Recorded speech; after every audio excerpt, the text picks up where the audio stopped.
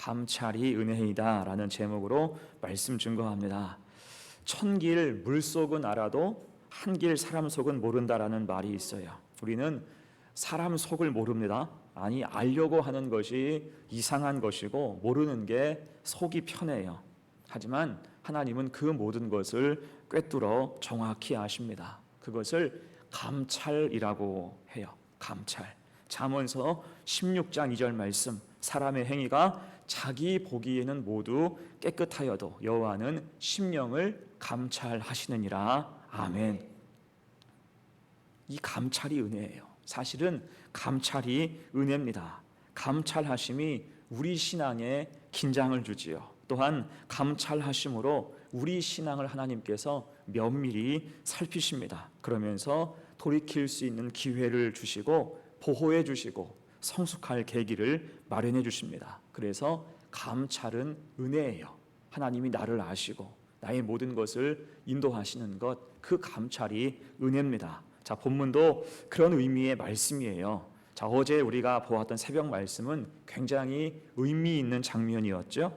갑작스럽게 그다리아가, 바벨론이 임명한 총독 그다리아가 암살당하고 이스마엘은 그 나머지 백성을 이끌고 암몬 땅으로 도주하려고 했습니다. 그때 그것을 막아선 사람이 요하난이었고요. 이후 애굽을 행선지로 생각하고 움직이던 중에 예레미야에게 하나님의 뜻을 묻기로 합니다. 우리가 애굽 가는 것이 과연 맞습니까? 묻고자 했어요.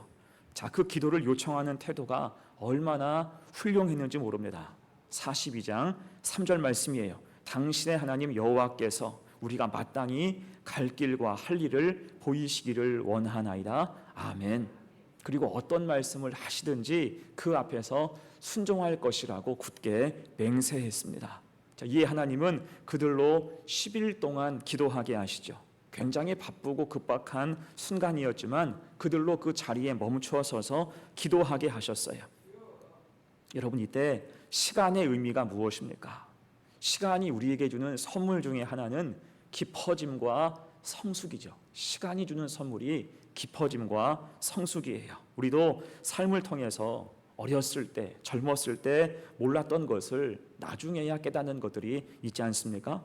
시간이 지나면서 우리 인격이 깊어지고 성숙하기 때문이에요.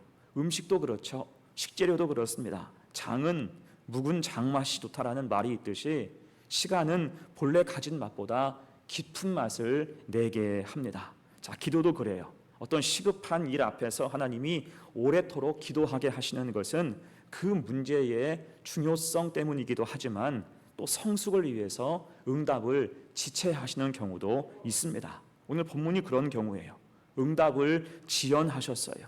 10일간 그들에게 성숙할 부분이 있었기 때문입니다. 자, 그렇게 10일이 지난 후에 이제 하나님은 예레미야 통해서 답을 주세요.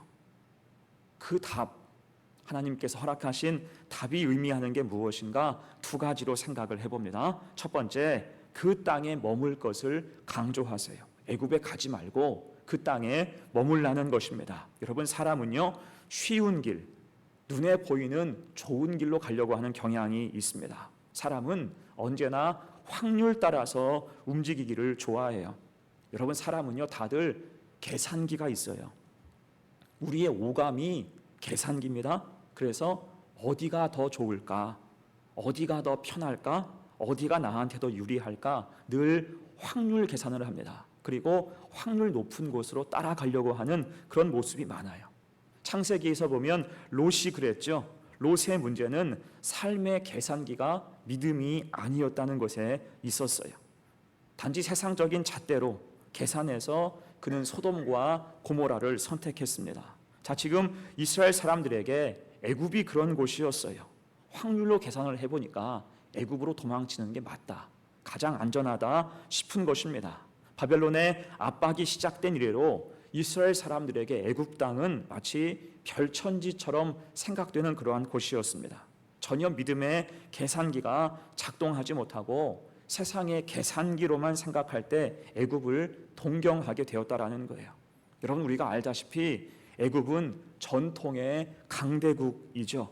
나일강이라는 큰 강을 끼고 일찌감치 농경과 문명의 꽃을 피웠고요. 온갖 우상이 즐비하며 바로 파라오를 중심으로 강력한 중앙 집권을 이루었습니다. 막강한 군사력이 그들에게 있었어요. 또한 알렉산드리아 같은 큰 무역항이 있어서 나라는 부요했습니다. 그리고 지리적으로도 매우 안전해서 어떤 강대한 적군이 쳐들어와도 여차하면 광야, 사막으로 도망쳐서 후위를 도모했어요. 그러니까 패배를 잘 하지 않는 것입니다. 그래서 지금 유다의 유민들의 눈에는 애굽이 가장 확실한 선택으로 보였습니다. 그 땅으로 나아가면 우리가 살 수 있을 것이다. 하지만 이에 대해서 하나님은 분명히 반대하시죠. 15절로 17절 말씀 봅니다. 너희 유다의 남은 자여 이제 여호와의 말씀을 들으라. 만군의 여호와 이스라엘의 하나님께서 이와 같이 말씀하시되 너희가 만일 애굽에 들어가서 거기에 살기로 고집하면 너희가 두려워하는 칼이 애굽 땅으로 따라가서 너희에게 미칠 것이요 너희가 두려워하는 기근이 애굽으로 급히 따라가서 너희에게 임하리니 너희가 거기에서 죽을 것이라. 무릇 애굽으로 들어가서 거기에 머물러 살기를 고집하는 모든 사람은 이와 같이 되리니 곧 칼과 기근과 전염병에 죽을 것인즉 내가 그들에게 내리는 재난을 벗어나서 남을 자 없으리라. 아멘. 중요한 표현이 있죠. 애굽으로 따라 들어간다. 악한 것이 애굽으로 따라 들어갈 것이다. 그러면서 강조하시기를 여호와의 말씀을 들으라. 하나님 말씀을 들을 것을 강조합니다. 온갖 생각이 지금 많고 유불리가 충돌하는 현실 속에서 세상의 계산기가 아니라 믿음의 계산기, 하나님 말씀을 들어야 한다는 것입니다. 한마디로 결코 애굽을 고집하지 말 것을 강조하고 있어요. 여러분, 하나님이 이렇게 말씀하신 이유가 무엇일까요? 지금 이 시절 그들이 당하는 고난은 우연히 발생한 것이 결코 아니기 때문입니다. 그 백성의 불순종과 죄악을 하나님이 수없이 많이 경고하셨고요. 결국 개선의 여지가 전혀 없음을 아시고 심판하신 것입니다. 그러니 이 고난의 시절은 피하는 게 능사가 아니고 피할 수도 없다라는 거죠. 기껏 애굽으로 피해봐야 그곳은 이방 땅에 불과하고요. 악한 것이 뒤쫓아가게 되고요. 도망쳐봐야 그들이 할 수 있는 것은 우상 숭배밖에 없다는 것입니다. 대신 하나님께서 원하시는 것은 이 고난을 통해서 신실한 믿음을 다시 배우고 믿음을 훈련하라는 것에 있겠죠. 그래서 바벨론에 무거운 멍에를 주신 것입니다. 그것을 믿음 가지고 짊어져서 나아갈 때 다시 회복할 수 있는 영적인 힘이 생긴다는 것입니다. 여러분, 우리 몸에 근육이 어떻게 생깁니까? 어떤 부하가 있을 때, 곧 기본 이상의 부담이나 무게가 있어야 근육이 발달합니다. 그냥 숨쉬기 운동하고 있고 산보하는 것만으로는 두터운 근육이 생기질 않아요. 조금 무거운 것을 가지고 운동하고 빨리 걷고 뛸 수 있어야 근육이 생깁니다. 그런 면에서 지금 바벨론의 존재는 강력한 부하였지요. 그 멍에를 메고 믿음을 따를 때 돌파할 힘과 능력과 은혜가 생긴다는 것입니다. 그러니 더더욱 애굽은 답이 될 수 없다는 거예요. 애굽 들어가는 순간 있었던 영적인 근육마저 다 물러터지고 사라질 수밖에 없다는 것입니다. 오히려 나약해지고 초라해지고 그 길이 망하는 길이 된다는 거예요. 이것을 하나님은 지금껏 누누이 강조해 오셨습니다. 애굽을 의지하지 말고 바벨론 통해서 임하는 징벌을 믿음으로 받으라는 거예요. 그래서 유다 말에 이런 말씀이 얼마나 많이 쏟아졌습니까? 출애굽 시대 이후로 그렇게 말씀이 쏟아진 경우가 없을 정도였어요. 하나님은 이렇게 끊임없이 그 민족으로 살 길을 열어주시고자 했습니다. 하지만 그 사람들은 전혀 듣지 않았죠. 하나님 뜻을 바라보지 못하고 믿음의 계산기가 아니라 늘 세상의 계산기로 쉬운 길만 찾아다녔습니다. 그러다가 심판이 임하였고 나라가 망하고 만 거예요. 그런데 나라가 망한 이후에도 지금도 이 사람들은 여전히 과거의 실수와 잘못을 관성적으로 반복하려고 하는 거예요. 쉬운 길로 가자, 상식적인 생각을 하자 하면서 애굽으로 피하면 모든 것이 만사형통이다라고 여긴 것입니다.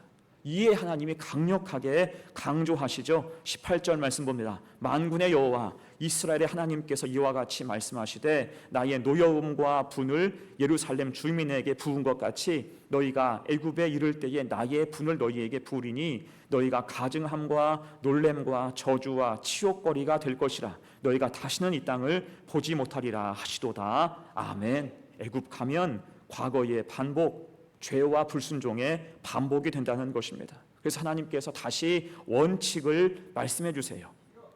꿋꿋이 이 땅을 지키며 유다 지역의 남은 자로 믿음 지키고 다시 하나님 앞에서 신실하고 진실하고 거룩하게 믿음 가지고 진실하게 섬기며 살아갈 때 결국 그 땅에, 유다 땅에 회복의 은혜가 부어진다는 것입니다. 포로가 돌아오고 다시 하나 되어서 예루살렘의 부흥을 보게 된다는 거예요. 여러분, 그래서 우리도 신앙의 원칙이 늘 분명해야 함을 믿습니다.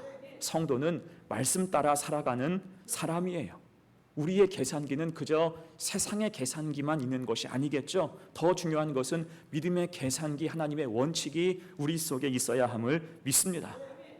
그런데 세상 따라가고 욕심 따라가면 하나님 은혜는 희박해져요. 그래서 눈앞에 있는 쉬운 길이 아니라 말씀의 인도함 따라 살아가는 것이 우리 인생의 정답이 되는 줄로 믿습니다. 그렇게 믿음의 길 오직 주의 인도하심 따라 살아가는 복된 성도가 다 되시기를 간절히 축원합니다. 아멘. 두 번째예요. 본문의 핵심 두 번째, 회개를 촉구하세요.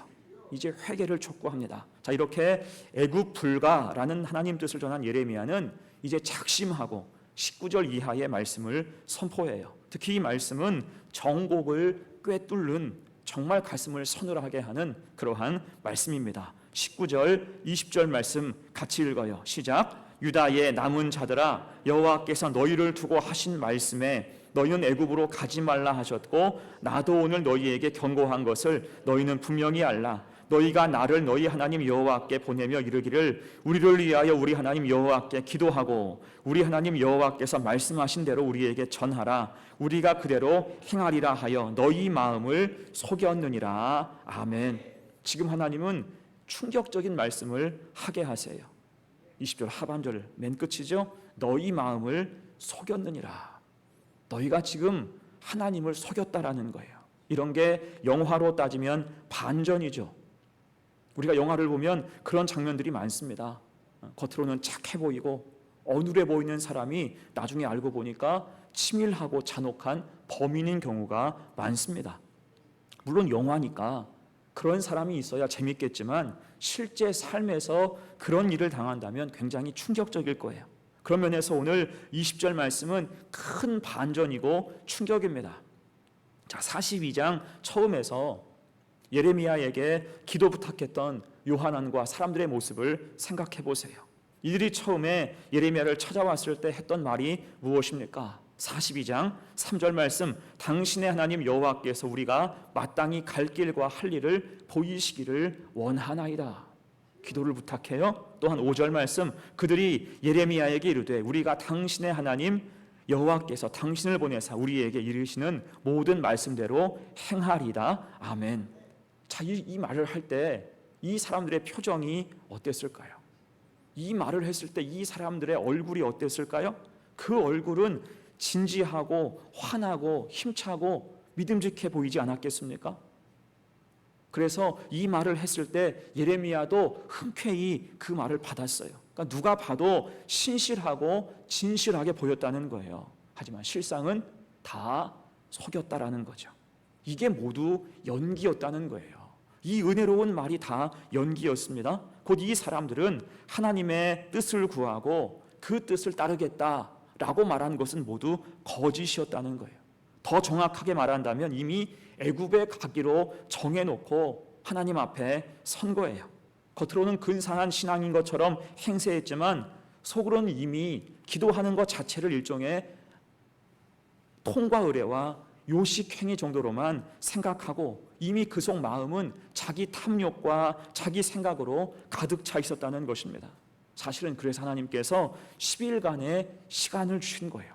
그 문제를 이미 알고 계셨기 때문에 10일간의 시간을 주셨어요. 그 시간 동안 자기 뜻을 내려놓고 거짓으로 구한 모든 것을 회개하며 하나님의 뜻을 수용할 마음의 준비를 하게 하신 것입니다. 하지만 이 사람들이 그 10일 시간 동안 기도했을까요? 기도하지 않죠. 이미 마음은 붕 떠서 저 기도가 언제 끝나나 하루하루 시간을 아까워하면서 애굽으로 떠날 차비를 그렇게 하고 있었을 것입니다. 자, 그럴 때 이런 모습은 유다의 마지막 왕인 시드기야와 다를 바가 없지요. 우리가 어젯밤 수요예배 때도 배웠듯이 시드기야 그는 유다가 망하기 전에 여러 번 예레미야를 찾아와서 하나님 뜻을 물었습니다.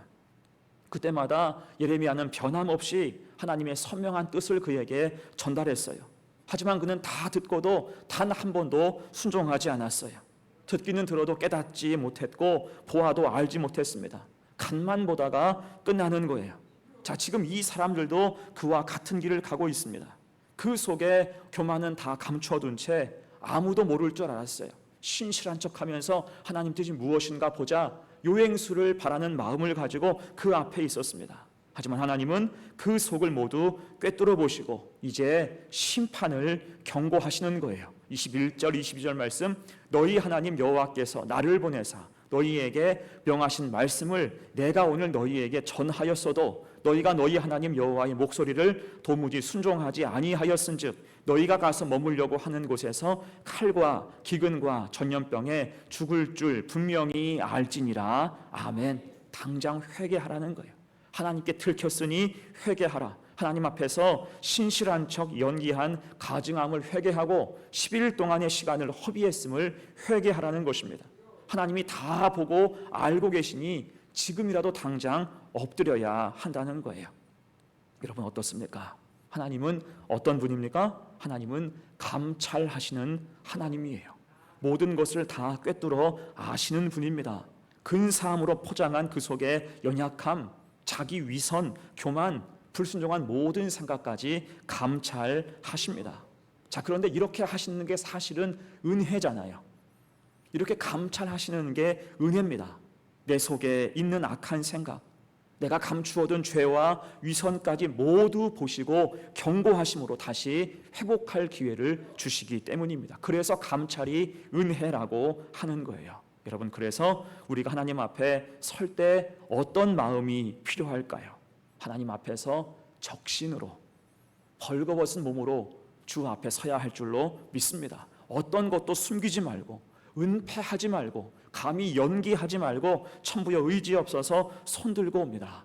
오직 은혜 앞에 적신으로 서야 할 줄로 믿습니다.